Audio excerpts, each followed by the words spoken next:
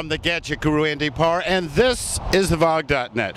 With me as well, and check this out. This is his 06 Victory Jackpot.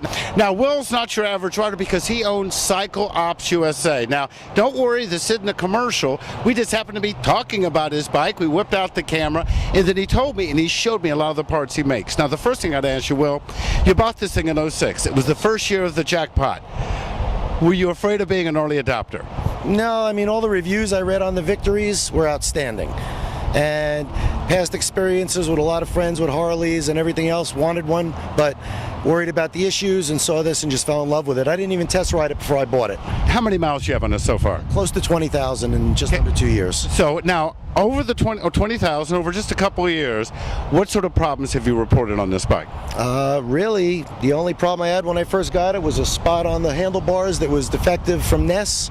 Walter replaced them instantly. And that was it. This bike's only been back for oil changes. That's it. Other than oil changes, is there a lot of maintenance that you've noticed with Victory engines? No, I've done next to nothing. The bike is bulletproof other than an occasional cleaning of the throttle bodies.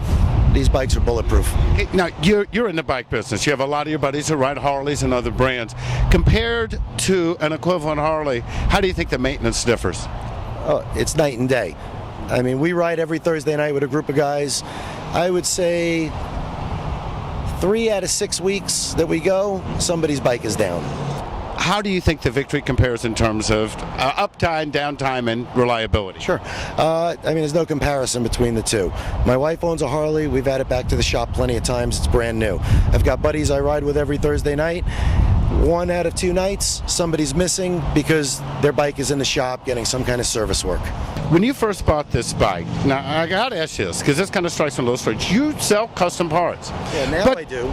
Oh, you weren't in the custom parts business when you bought this? I own a yacht brokerage company. This started out as a hobby. Oh, so because you bought this bike, you started seeing a need for some parts and you created Cycle Ops. And some needs for some parts for me. And once I started making parts and people saw them, I started getting everybody asking, where can I get them? Where did you get those?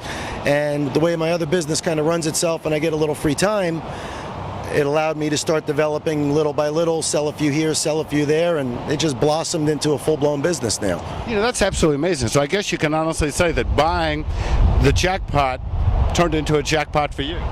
Yeah, well, right now we're still in the red, but when it's in the black, yeah, we will be. Hey, okay, I'm looking at this bike, and you know that the Nest Series comes out of the box pretty much pretty loaded, but it looks like you've done a lot of stuff. Let's just start at the front and show me what you've done. Little things like LED turn signals, get rid of the stock trees, axle covers, polish out the rotors, get rid of the cover so everything is, the wheels and the rotors match in billet.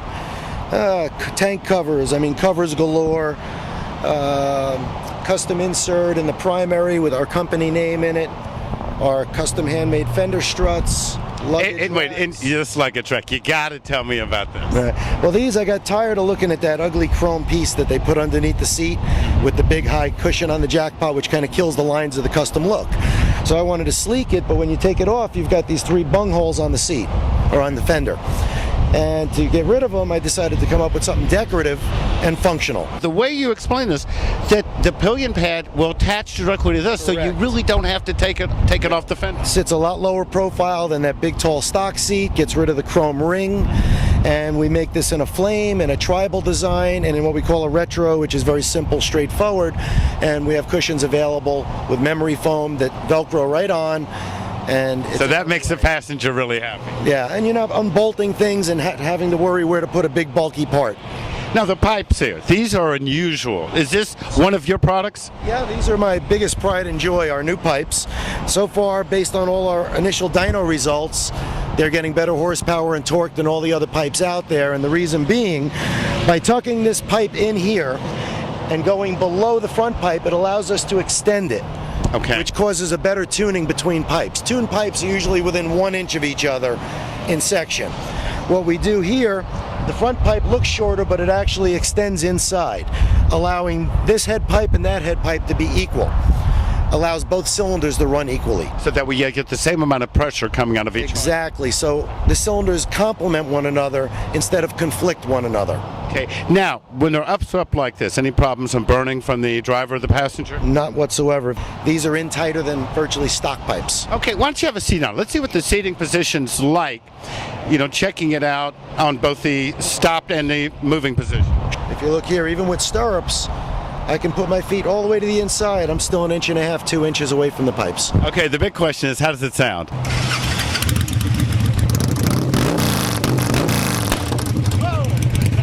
Wow, I tell you what, I can't hear you. You're going to have to cut that down. Thank you. Hey, I want to thank you for your time. You have one gorgeous bike. You know, you want more information about any of his custom parts, go to cycleopsusa.com. Thanks again for your time.